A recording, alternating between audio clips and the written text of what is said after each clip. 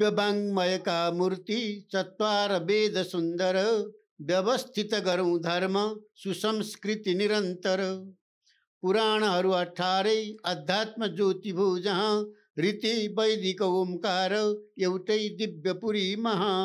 भगवत भक्त सज्जनहरू दिव्यपुरी टिभीबाट हामी प्रस्तुत गर्दैछौँ गायत्रीको अर्थ के हो।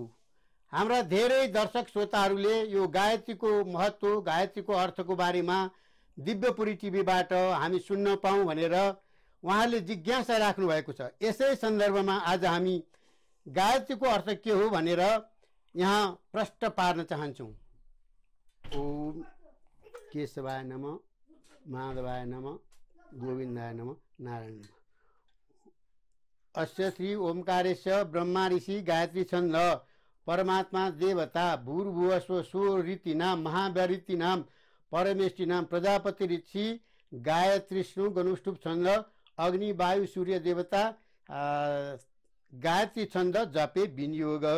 ओम गायत्री छन्दले मुखे श्रीरामदेव हृदय राम विचार गुहे नमशक्तो पादो राम किलान सर्वांगी रांग अंगुष्ठाभ्याम तर्जनम करतल्पिष्टाभ्याम नमः राम हृदय रिम श्रेष्ठ स्वाम शिखाय बौ फट ओम कवचहम ओम नेत्रा बौ फट ओम अस्था बौ फट बालाम विद्याम तु गायत्रीम लोहिताम चतुराननम रक्तांबरद्वयोपेत मक्षसूत्रकराम तथा कमंडलुधराम देवी हंसभान संस्थितां ब्रह्माणि ब्रह्मदैवत्यां ब्रह्मलोक निवासिनीं मंत्रेणा वै देवी मायन्तीं सूर्यमंडला।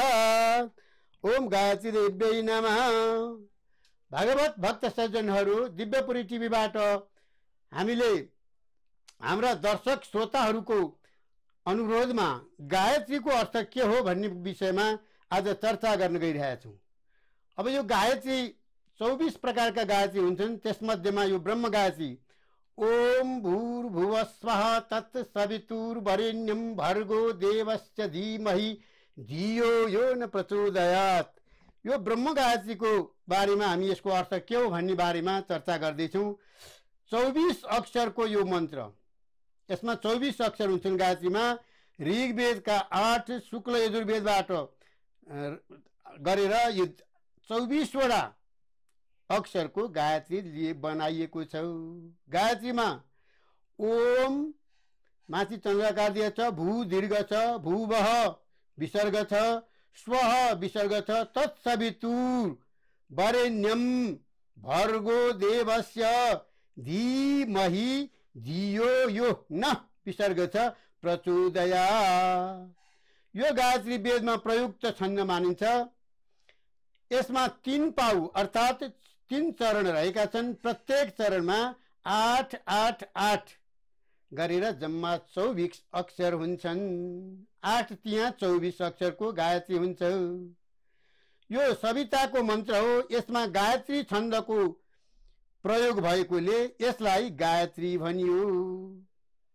गायत्रीको अर्थ हो वेद माता। गायत्री महामन्त्र एक विशाल अगाध समुद्र हो। अगाध भनेको अत्यन्तै गहिरो, पार पार्नै नसक्ने। यसलाई बुझेर जानेर यसको महत्व कहिल्यै पनि सकिँदैन। ज्ञान गङ्गा अथाह छ। गायत्रीका 24 अक्षरमा ज्ञान विज्ञानको अथाह भण्डार रहेको छ। यसभित्र लुकेको यसको प्रत्येक अक्षरको आफ्नै महिमा र विशेषता छ। दार्शनिक तत्त्वज्ञानले युक्त गायत्रीको पूर्ण ज्ञान कठिन छ, तर पनि सार संक्षेपमा हामी यसको चर्चा गर्न गइरहेका छौँ। दार्शनिक तत्त्वले युक्त यस मन्त्रमा शक्ति हुन्छ। गायत्रीको मन्त्रमा शक्ति हुन्छ। कसैलाई केही लागेको छ, लागु भागु छ भने पनि शुद्ध गायत्री मन्त्र जपेर पानी फुकिदियो भने निको हुन्छ। काहीँ विपद पर्यो, आपद पर्यो, एक्लै पर्यो वन जङ्गलमा भने पनि अप्ठ्यारो भयो, बाघ भालुहरूको कहीँ भयो भयो, केही चिजको त्रास भयो भने यो गायत्री मन्त्र जप गर्नुपर्छ। मन्त्रका अक्षरहरू शक्ति बीज मानिन्छन्। शक्तिका बीज बिउ मानिन्छन्। बीज भनेको बिउ भयो। यसले शक्ति दिन्छ, प्रदान गर्छ। मन्त्रको शब्द रचना यस्तो हुन्छ कि जसको विधिपूर्वक उच्चारण र प्रयोगले अदृश्य शक्ति तरङ्ग पैदा हुन्छ। देखिँदैन तर आत्मबल एउटा शक्ति पैदा भएर के किसिमको ऊर्जा प्राप्त हुन्छ। गायत्री महामन्त्रमा गूढ महाविद्या समाहित छन्। गायत्री मन्त्रको अगाडि ओम लगाउने विधान छ। गायत्री भन्नुभन्दा पहिला ओम भन्नुपर्छ। अ ओम ब्रह्मा विष्णु प्रजापति भन्ने बुझिन्छ। अनि ओमकारलाई ब्रह्म भनिन्छ। ओम ब्रह्म वर्तेति, ओम ब्रह्मै वेति। यो परमात्माको स्वयं सिद्ध नाम हो। यसलाई फेरि प्रश्न गरौँ। ओमकारलाई ब्रह्म भनिन्छ। ओम ब्रह्मै ब्रह्मेति, यो परमात्माको स्वयं सिद्ध नाम हो। ओम ब्रह्मै वेति, यो परमात्माको सिद्ध स्वयं सिद्ध नाम हो। ओमलाई परमात्माको वाचक भनिन्छ। त्यसलाई प्रणव पनि भनिन्छ। प्रणव परम ब्रह्म परमात्माकै नाम हो। प्रणव भनेको पनि परम ब्रह्म परमात्माको नाम हो। प्राणलाई परमात्मामा लीन गराउने भएका कारण यसलाई प्रणव भनियो। प्राणलाई परमात्मामा लीन गराउने भएका कारण यसलाई प्रणव भनियो। प्राण सर्वान परमात्मानिः प्राणयायति तेतः स्मात् प्रणवः। वेदको आरम्भमा पनि ओमबाट भएको हुन्छ। वेदको आरम्भ नै ओमबाट भएको हुन्छ। ओम चाहिँ जहाँ पनि प्रयोग गरिन्छ, धेरै जसो सबै विधि विधानहरूमा। ओंकार पूर्वमुच्चार्य स्नतो वेदमधीयते, त्यसैले गायत्रीमा पनि ओम पहिले उच्चारण गरियो। ओमको यति ठुलो महत्व छ। ओमकार अर्थात ध्वनि, जसलाई ध्वनि पनि भनिन्छ, मन्त्रको सेतु मानिन्छ ओमकार। कुनै पनि मन्त्र उच्चारण गर्नुभन्दा एउटा मन्त्रबाट अर्को मन्त्रलाई जोड्ने सेतुको रूपमा पनि ओमकारलाई लिइन्छ। बिना प्रणवको मन्त्रमा सफलता प्राप्त हुँदैन। त्यसैले मन्त्रको उच्चारण गर्नु पूर्व ओमकार रूप सेतुको उच्चारण गर्नाले शक्ति धारालाई पार गर्न सकिन्छ। ओमकार बिन्दु संयुक्त नित्य ध्यायन्ति योगिनः। ओमकारं बिन्दु संयुक्तं नित्यं ध्यायन्ति योगिनः। कामदं मोक्षदं चैव ओमकाराय नमो नमः। भू भनेको पृथ्वी लोक, भुव भनेको अन्तरिक्ष लोक, स्व भनेको स्वर्ग लोक। यस प्रकार माथिका क्रमशः स्थित लोकमा व्याप्त भएर त्यो भर्गमा यी तिनै लोकको दीपक समान प्रकाशित गर्दछ। शास्त्र अनुसार 7 लोक 14 भुवन छन्। 7 अधोलोक जस्तै अतल, वितल, सुतल, तलातल, महातल, पाताल, रसातल, यी 7 लोक भए।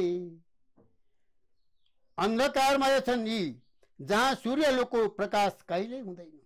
यी 7 लोकमाथि असूर्य नामले यी लोकहरू अन्धेन तमसावृता शुक्ल यजुर्वेद भनिएको छ कि यसै गरी 7 ऊर्ध्वलोकमा भू, भुव, स्व, जन, तप एवं सत्य 7 लोक छन् भए।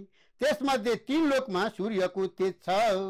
3 लोकमा गायत्री मन्त्र सूर्य प्रयोग भएका कारण 3 लोक भू, भुव, स्व, 3 लोकमा यसको तेज पुगेको छ गायत्रीको। कुन कुन लोकमा? भूलोकमा, भुवलोकमा र स्वलोकमा, जहाँ सूर्योदय हुन्छ। तत्शब्दले परमात्मा ईश्वर या सूर्यदेव भन्ने जनाउँछ। सूर्यमण्डलमा रहेको अनुपम तेजलाई तत् शब्दले संकेत गर्दछ। त्यति मात्र होइन, तत् शब्द स्वयं सिद्ध सबै प्राणीमा स्थित परब्रह्मका लागि उपयुक्त मानिन्छ। सवितुको अर्थ हुन्छ उत्पन्न गर्नु। शब्द सूर्यको पर्यायवाची, शब्द सूर्यको पर्यायवाची हो। सविता शब्द चाहिँ सूर्यको, सविता भनिन्छ सूर्यलाई, सविता शब्द सूर्यको पर्यायवाची हो। तेजस्वी प्रकाशमान शक्तिलाई सविता भनिन्छ। तेजस्वी प्रकाशमान शक्तिलाई सविता भनिन्छ।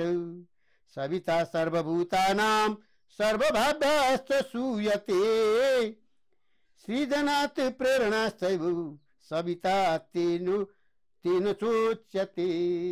अर्थात सविता प्राणीहरूको उत्पन्न र समग्र भावको उत्पादक गर्नमा प्रेरक हुने भएकोले सविता भनिएको हो। वरेण्यम, यो गायत्रीको सविता वरेण्यम, वर्ण गर्न योग्य श्रेष्ठ वर्णीय त्यसलाई वरेण्यम भनियो।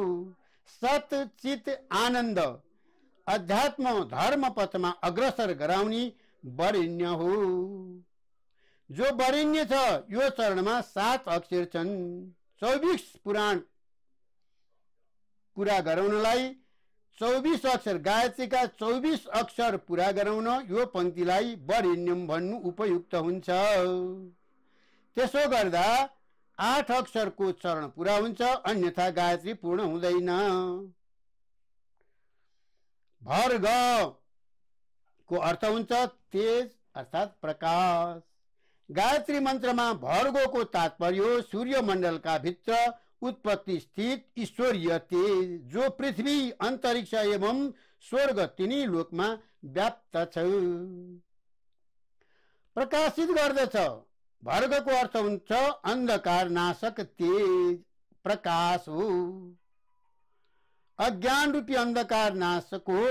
परमात्माको शक्तिलाई नै भर्ग भनिन्छ। देवस्य, देव शब्द दिव्यताको अर्थमा लिइन्छ। अलौकिक असामान्य जस्तै परमात्मा चेतन तत्व देव शब्द यसैको द्योतक हो। सूर्यमण्डलका अधिष्ठात्री देवता, देवता परमात्मा चेतन तत्वको द्योतक मानिन्छ। देव शब्दले दानलाई पनि जनाउँछ। धीमही जसको अर्थ हुन्छ हामी सबै ध्यान गर्छौं।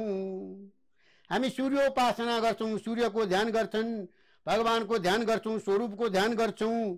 धीमही जसको अर्थ हामी सबै ध्यान गर्छौं, गायत्रीको पनि ध्यान गर्छौं। ध्यानले चित्तलाई छरिन दिँदैन, एकत्रित गराउँछ। यसलाई अभ्यासको योग साधना पनि भनिन्छ। ध्यानलाई धीको अर्थ सद्बुद्धि, दियो पनि हुन्छ।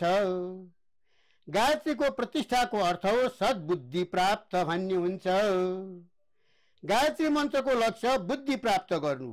यो न हाम्रो अस्याम एमा प्रयोग हुन्छ। ध्यानद्वारा गायत्रीको फल प्राप्त भन्ने अर्थमा बुझ्नुपर्छ। न शब्दको अर्थलाई प्रचोदयात् परमात्मासँग सद्बुद्धिको याचना, सद्बुद्धि प्रदानको ईश्वरीय आशीर्वादका लागि प्रार्थना गरिएको छ। आत्मगौरवको रक्षा गरिन्छ। गायत्रीको यही अर्थद्वारा, यही ध्यानद्वारा हामीले सामान्य गायत्रीको अर्थ के हो भन्ने कुराको चर्चा यही अन्त गर्यौं। हरे नमः। श्री कृष्ण गोविंद हरे मुरारे, हे नाथ नारायण वासुदेव, अनंत वैकुंठ मुकुंद कृष्ण गोविंद दामोदर माधवेति। हरे नमः। श्री परमात्मने नमः। गायत्री देव्यै नमः। थप भिडियोहरूको लागि हाम्रो च्यानल सब्स्क्राइब गर्नुहोस् र छेउमा रहेको बेल आइकन पनि दबाउनुहोस्।